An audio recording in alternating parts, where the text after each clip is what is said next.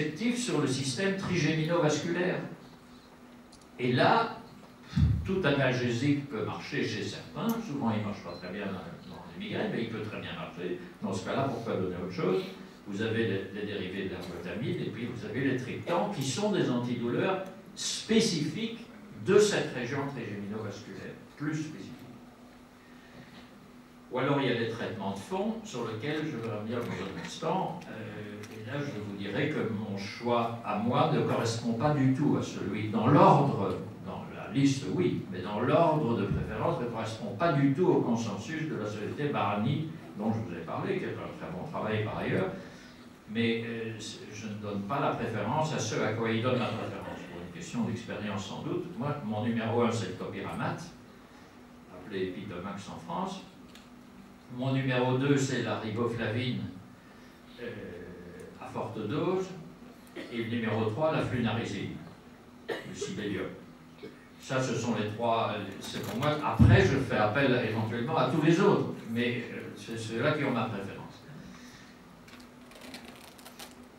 Alors, donc ce consensus, il porte même sur des choses intéressantes. Il a mis ensemble des gens, des spécialistes de la douleur, des migraines, des neurologues, des neuropédiatres, des ORL adultes, enfants, etc. Et il montre que dans beaucoup de syndromes vestibulaires récurrents, s'il y a des histoires de migraines en cas d'encéphalie, s'il y a des associations temporelles compatibles, si on exclut d'autres causes, les vertiges, les nausées et le malaise, pouvant durer de 5 minutes à 72 heures, voire plus longtemps, sont d'une nature migraineuse quant à leur physiopathologie. Et donc, on doit les prendre en considération de cette façon-là. Alors, les traitements, forcément, ils sont ou bien des traitements de la crise, ou bien des traitements de fond, pour éviter qu'elles ne reviennent. Les traitements, d'abord, il y a la question d'essayer de calmer la dépression neuronale dont je vous ai parlé, puisque c'est une maladie canalaire, c'est un canal qui devient très perméable, trop perméable, et qui va dépolariser la surface de la cellule, et qu'il faut à ce moment-là inactiver d'une manière ou d'une autre, et là il y a des antidouleurs ou il y a des médicaments préventifs. On connaît maintenant très bien, et il faut dire que ça c'est un point dans lequel les laboratoires pharmaceutiques qui ont fait des recherches, qui sont arrivés au triptan et à leurs différentes variables, ont beaucoup avancé, puisqu'on connaît maintenant la plupart des récepteurs, aussi bien au niveau des vaisseaux superficiels qui donnent la douleur prolongée quand ils vont être dilatés et qui vont pouvoir maintenir des douleurs pendant des jours ou des semaines, qu'au niveau trigéminovasculaire, où je vous ai dit, c'est une cible considérable consécutive à la dépression neurale corticale.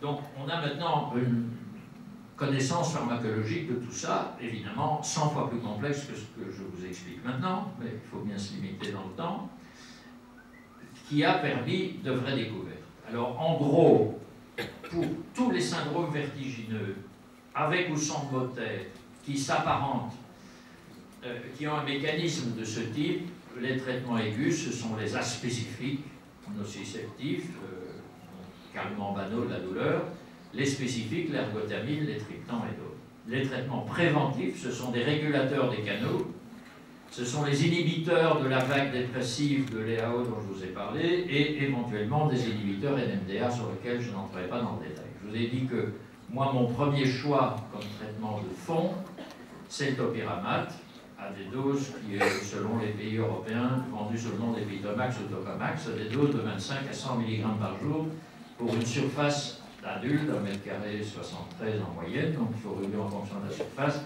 et qui agissent certainement, pratiquement par rédaction sur les canaux. Abordons tout de suite un petit problème, enfin non, un grand problème après, les autorisations de mise sur le marché.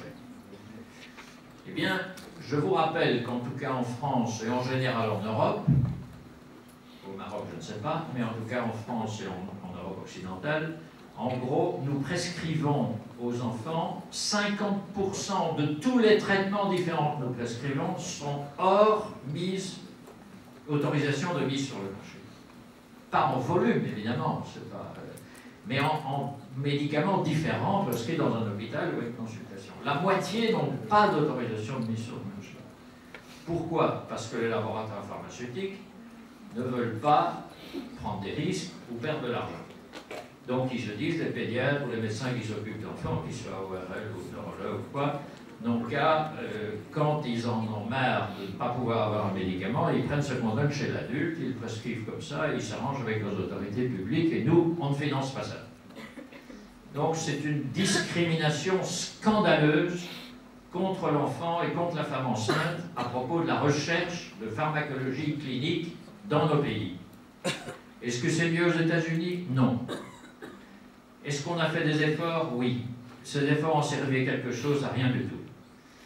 Le Food and Drug Administration américain a pris des mesures.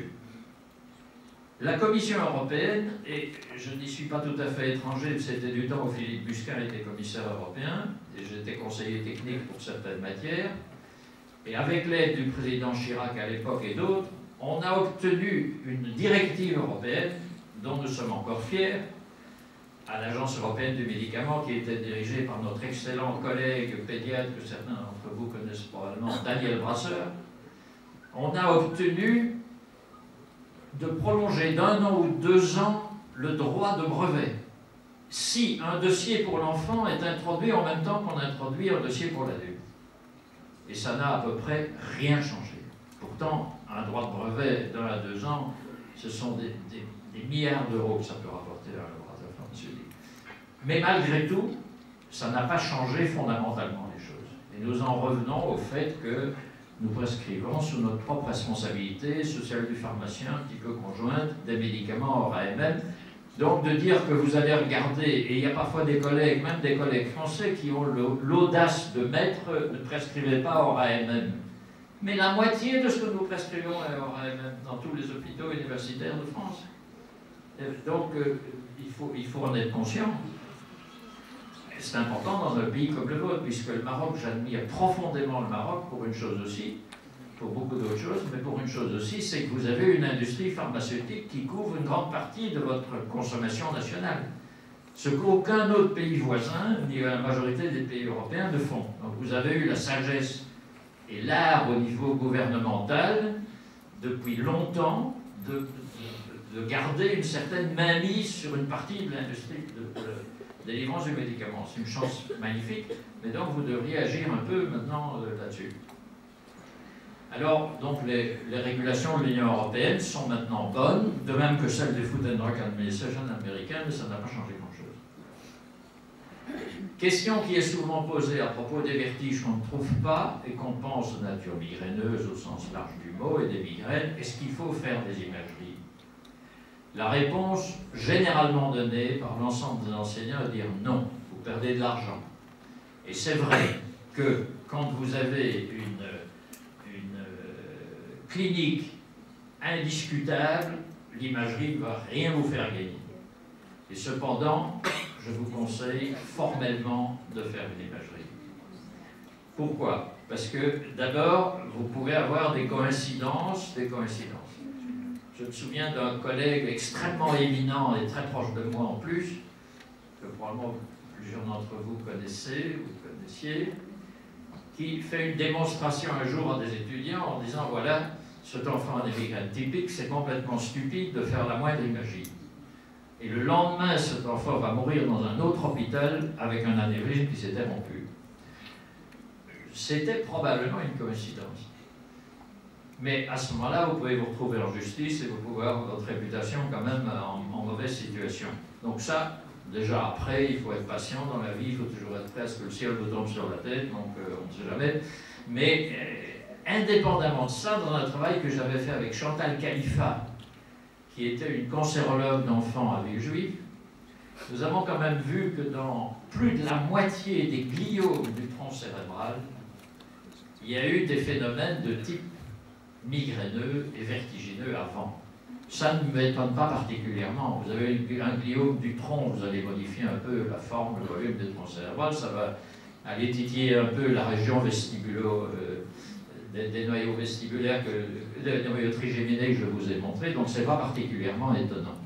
Alors c'est extrêmement gênant quand vous avez, même s'il y a un commémoratif familial qui rend le diagnostic de migraine pratiquement certain, mais de passer à côté d'un tel diagnostic est quand même très gênant. Donc moi je recommande, contre la majorité des points de vue, quand on peut se le payer, si on peut se le payer, quand les circonstances nous permettent, si des migraines ne répondent pas parfaitement, si vous n'avez pas une confiance complète des parents, de faire une imagerie pour exclure autre chose, en sachant que, naturellement, ça va dans les 99 ou 95% des cas, rien changer du tout à rien. Second lieu, mais rassurez-vous, les points suivants sont un peu plus brefs, parce que j'ai encore la volonté d'essayer de respecter mon horaire. Fonction vestibulaire et troubles du spectre de l'autisme. Cet après-midi, le professeur Nadia Chaban de Lausanne et moi-même, nous vous parlons de l'autisme. Je voulais vous signaler que depuis très longtemps, Jean Hairs, déjà en 1979, avait décrit souvent des problèmes d'équilibre et peut-être de vertige dans des cas d'autisme. Donc c'est une nouveauté.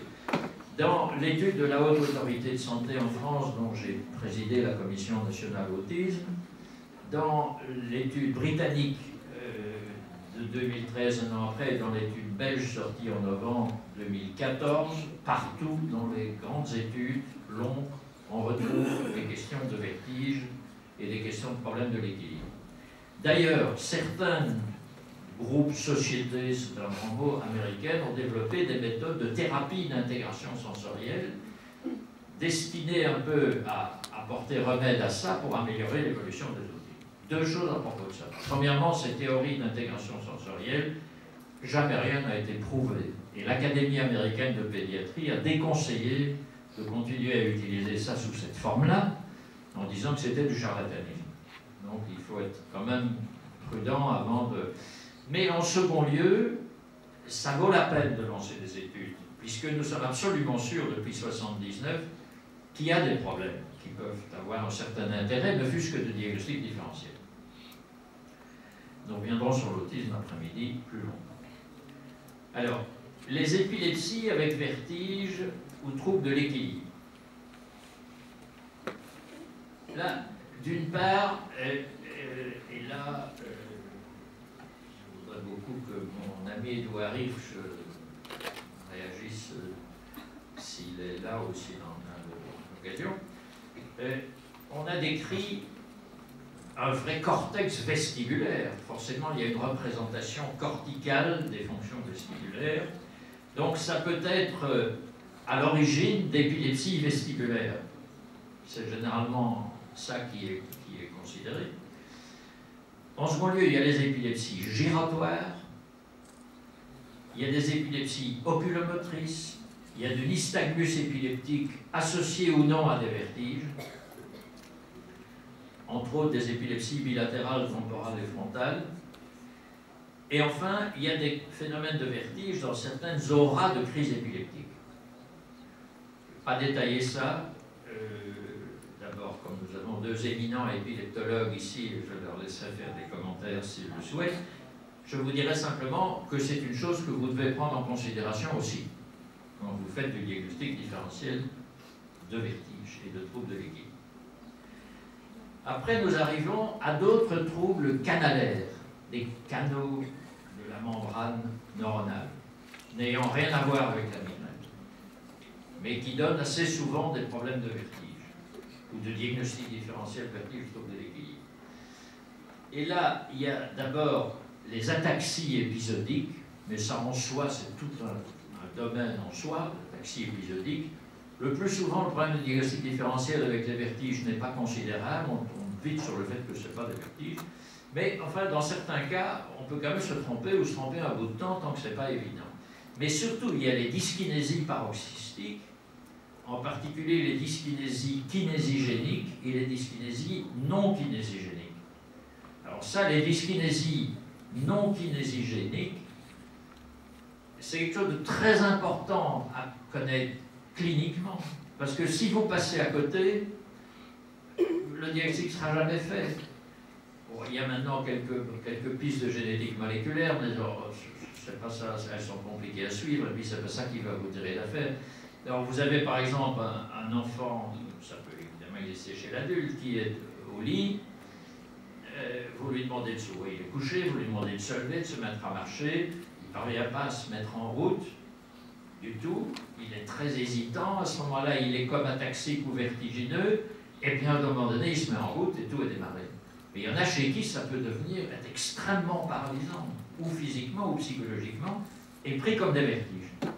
Et ça, tant que vous n'en avez pas vu vous-même, ou vu des vidéos, mais les vidéos on les oublie, tandis que si on l'a eu soi-même, on l'oublie moins, vous pouvez passer à côté, et c'est extrêmement regrettable, parce que plusieurs antiépileptiques, c'est pas du tout un phénomène épileptique, pas plus que les migraines ne sont un phénomène, mais c'est un phénomène de canaux. Et vous avez des médicaments comme le valproate ou d'autres, mais il y en a bien d'autres, qui, dans bien des cas, guérissent quasiment parfaitement ces dyskinésies paroxystiques non kinésigéniques. Donc c'est très important de ne pas passer à côté. Je vous signale aussi qu'il y a un gros facteur familial dans un certain nombre de cas, comme dans les migraines, hein, donc comme beaucoup de maladies des canaux, il y a une espèce génétique important. Donc parfois vous êtes très aidé dans le diagnostic parce que le père ou le grand-père vous dit qu'il faisait la même chose à un certain moment de sa vie, donc ça facilite les choses. Il y en a d'autres. Alors, je dirais, en cinquième lieu, il y a des diagnostics différentiels plus rares. Là, j'ai un petit peu, dans les quelques notes que j'avais envoyées pour la publication, aux pages 13 et 14, j'ai fait une longue liste de diagnostics différentiels moins spécifiques. Alors, moi, il n'y a pas tellement de choses que je garde dans le tiroir de mon bureau de consultation. Mais ce tableau-là et quelques autres, je les garde. Parce que même quand on pratique ça depuis, je ne sais plus, dans mon cas, 40 ans, ou choses comme ça, on peut encore oublier quelque chose.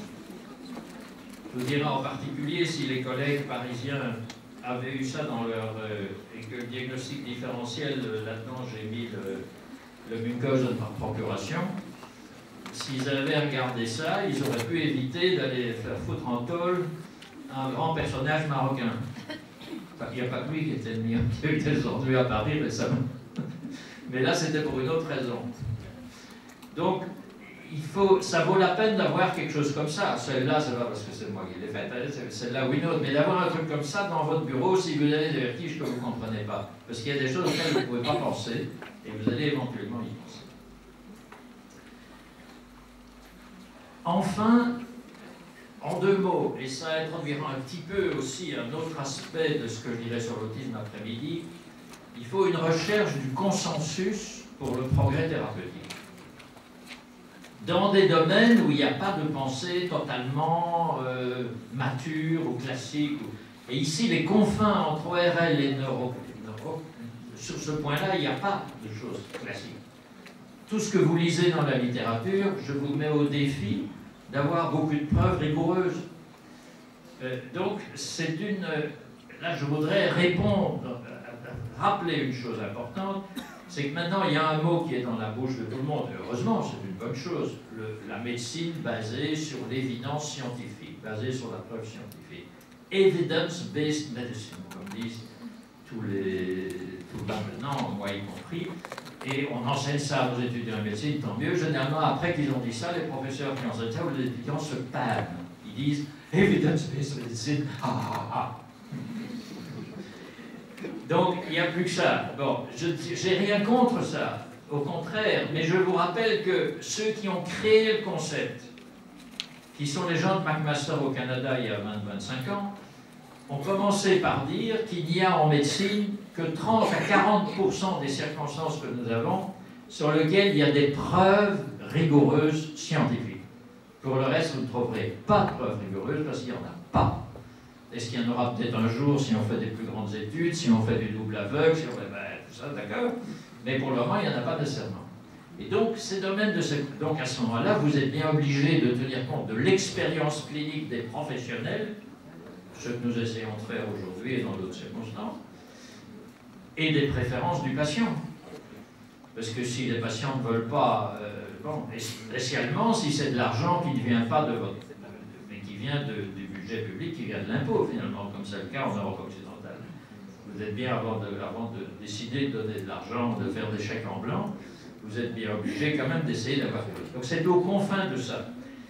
Et donc, nous sommes ici dans un domaine que je dirais, ce que je viens de vous exposer en partie, on est au niveau scientifique au niveau C, faible niveau de preuve. Donc vous êtes obligé d'essayer de susciter des accords d'experts par des méthodes contrôlées. Donc c'est un très bon sujet.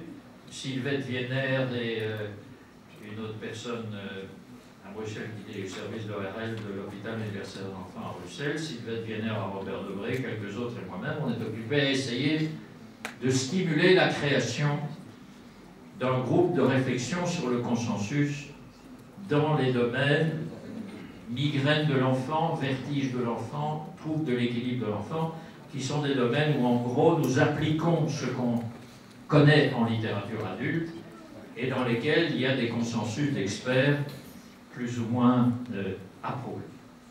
Alors je voudrais pour terminer vous dire que je suis particulièrement heureux que Sa Majesté a accordé son haut patronage à cette journée. Je sais personnellement combien Sa Majesté est sensible aux problèmes des enfants, aux problèmes du handicap, aux neurosciences aussi de façon plus générale. Et donc je pense que vous avez là une magnifique occasion à saisir, puisqu'il a donné son patronage, allumé surtout la source, puisqu'il y a des espoirs d'améliorer encore les choses en la matière. Vous dire aussi que je suis particulièrement reconnaissant au professeur Abdelila El-Madani, au professeur Yamina Kriouil, cette dernière étant d'ailleurs une enseigne de mon service, de même que le professeur Ouafa Mouti, qui était aussi dans mon service à Paris, et aux autres membres de votre bureau et conseil scientifique de m'avoir invité. Je suis un amoureux du Maroc, et donc c'est une magnifique occasion d'être avec vous. Merci, professeur Lebrun. Nous avons eu l'occasion de voir le côté neurologique par une passionnante intervention de notre éminent neuropédiatre. Maintenant, on va voir le volet ORL du vertige de l'enfant. J'appelle Dr Amar Jnadia pour nous présenter le côté ORL et comment les ORL voient le vertige de l'enfant. Je demande de traiter les deux communications en même temps et ne pas dépasser les 20 minutes. Merci. Les questions pour les 3 communications sont faites à la fin. Et la présentation de Madame Nadia. Honorable assistante, je vous remercie pour l'invitation ce jour et je tiens à remercier le professeur Madani de m'avoir donné cette occasion d'être parmi vous et de vous exposer un sujet qui me passionne et que j'espère vous passionnera pour le restant de la prise en charge des enfants, qui est le vertige de l'enfant. L'enfant, comme l'adulte, souffre des vertiges. C'est cependant moins fréquent. Cette fréquence est sûrement sous-estimée puisque les études épidémiologiques depuis Giorgio Guidetti avaient démontré une fréquence de 34%. Et parmi les 34%, on a retrouvé 2% de vrais vertiges rotatoires. Bon, je ne reviendrai pas trop sur la neurologie, mais j'aimerais expliquer que quand on parle de vertige, c'est une atteinte multisensorielle. Effectivement, il y a l'entrée proprioceptive, l'entrée visuelle et l'entrée vestibulaire.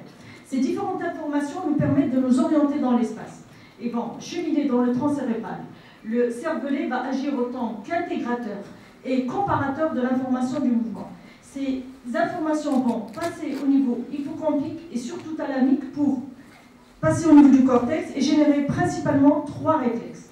le réflexe vestibulo-spinal qui nous permet d'avoir un tonus axial et un contrôle postural du mouvement, un réflexe vestibulo-oculaire, donc la stabilité de l'image sur la rétine périphérique centrale, et un réflexe vestibulo-végétatif, accommodation, tension, troubles rythmiques qu'on peut avoir. J'ai rajouté ici essentiellement l'audition, parce que je considère que chez l'enfant, l'orientation spatiale a besoin aussi d'écho sonore, et c'est l'intérêt de voir quand un enfant est sourd, il a systématiquement, il faut aller rechercher des troubles de l'équilibre associés. On ne peut pas parler de vertige sans parler de réflexe. Et les réflexes vestibulo-oculaires et la genèse du réflexe vestibulo-oculaire. Si on comprend que le canal antérieur vestibulaire, le canal postérieur et le canal horizontal vont générer des mouvements, que ce soit au niveau du droit supérieur, du grand oblique ou du droit externe du pathétique. Et donc c'est la genèse du nystagmus. Avec, quand on a un déficit vestibulaire prédominant, on aura un nystagmus horizonto-rotatoire. Alors que quand on est dans un tableau de nystagmus avec une atteinte centrale, on aurait beaucoup plus des vertiges avec un nystagmus vertical, soit supérieur, soit inférieur, en fonction du canal atteint. Donc, si on voit bien sur la physiologie du nystagmus vestibulaire labyrinthique, quand il a une atteinte du canal postérieur droit, on va avoir un nystagmus horizonto-rotatoire qui va vers le bas. Antérieur droit, ça va être avec une composante verticale et une composante horizonto-rotatoire. Quand on est dans une atteinte externe droite, c'est un horizontal pur.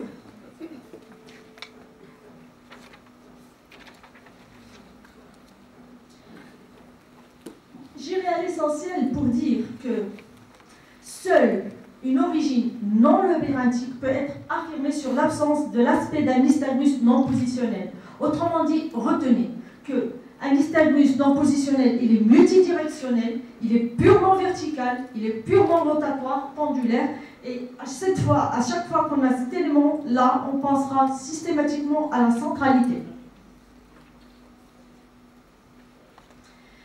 En fait, les enfants sont rapidement inquiétés par l'inconnu. Ils ne peuvent pas être tenus, avoir leur vision restreinte par les lunettes vidéo. Donc, ils ont peur d'éventuels gestes douloureux de la part des médecins.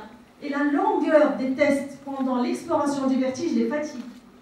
Donc, la réelle difficulté est d'accrocher le regard de l'enfant. On doit perpétuellement improviser, avoir des jeux, utiliser des éléments qui nous permettent d'avoir la fixation oculaire. Et un renouvellement permanent des jouets, des pitreries, une petite chanson, peuvent sauver la situation.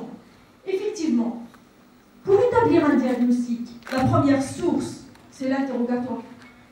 On prend le temps de bien interroger les parents, l'enfant quand il peut nous répondre.